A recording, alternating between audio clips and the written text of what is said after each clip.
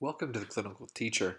I'm going to quickly go through a review of the difference between my detailed multi-test diagnostic tool for words their way, the auto marking tool, and the individual test, which is just in this case the elementary only test. Let's start with the elementary only. If you're only going to give a single test, and you don't think that will ever change at any point in time, you won't need to differentiate for individual students, you won't be shifting into another grade level, then this tool is really all you need. It's simple, it's straightforward, it's fairly quick. Let me show you some of the benefits, probably some of the downfalls as well.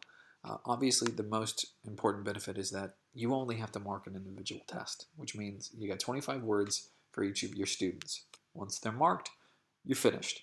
You can quickly look at the results by students, you can quickly look at the overall results, start setting up your groups, and find their hotspots. Where this becomes a problem, especially when you're looking at um, a comparison between that tool and this one, I'll show you quickly. It has to do with really how well it can diagnose the student's results. I'll quickly jump over to just results by student on each of these assessments. This is the single individual test, and this is the same group of students, same tests, same results. I'd accidentally left student 27 off, but outside of that, these are identical students with identical results. What you see is this shows students uh, much um, sorry. Let me fix this real quick. It should say all for each of these. It shows these results with students at much different levels and abilities.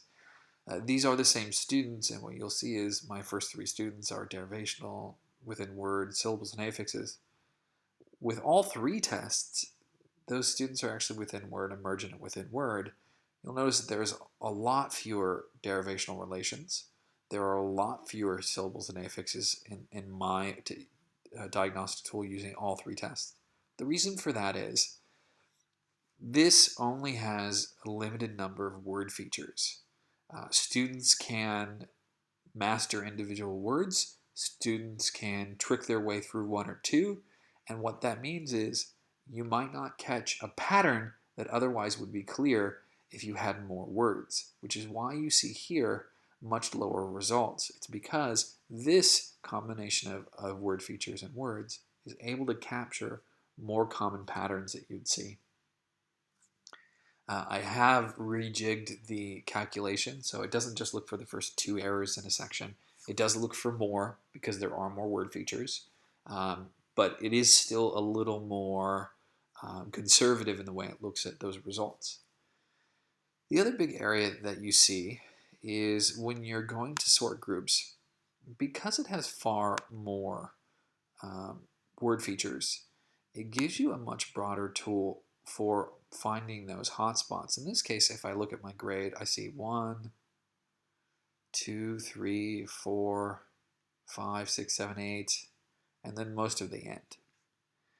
When I look at this one, what I can see is there's a lot more hotspots starting to pop up and a lot greater range in these numbers. And they are still going and going and going. And the reason why is I have a ton more words in each of these sections that give me a lot more ability to diagnose where my students' needs are. Finally, and this is where I think this tool really shines that has the multiple tests, is that it allows you to assign different tests to different students and then go to different sections to evaluate those. Now, I'll keep these side by side just for a moment, but I'll switch over to full screen in a second. What I want you to see is, in this section, the tests are already assigned. There's only one test that you can give these students. In this one, you can select them. I'll take the multi-test and blow it up real quick so you can have a look. What this means is, if I wanted to assign a few students as primary and elementary, by changing their tests, it drags that information first into their results by students. And because I changed that, you can see their results already changed as well because, well, I only need to look at their results based on those sections because they didn't take the other tests. So which drastically changes their results. In addition, it allows me to go into the section that applies to them. Now I've got 3 students that are primary elementary. All the rest took all of my tests. So I can actually go to these little boxes here are actually meant to differentiate those. So if I have students that are only in primary elementary, I only want to see the students that are in that. So again, this is one of my features, my sort tools. So I go to the little box up here, and I only want to see the students that are in primary elementary. The reason why I go to this tab is because it's cut out all the tests that are not relevant, all the areas that are not relevant. And then for these students, I can actually just look at what they have achieved based on their results and see their totals. Much like sorting the groups total and all, but this just sorts them separately and allows you to identify those groups. But it does give you the ability to split your kids up into different groups of tests and still differentiate without having to buy separate tools. So this is an all-in-one master tool for all of that. The downside, I have to admit it, marking 3 tests takes time. But what it gives you at the end, I think, is well worth it. Especially if you can use it to hand off the information later in the year.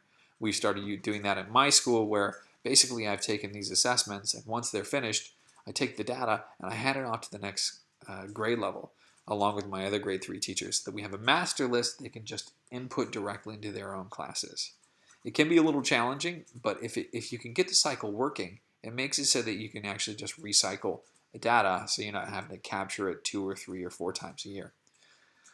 As always, please let me know if you have any questions or concerns, or if you have any thoughts, or would like to add any improvements, or maybe you have an idea of something you think I could work on.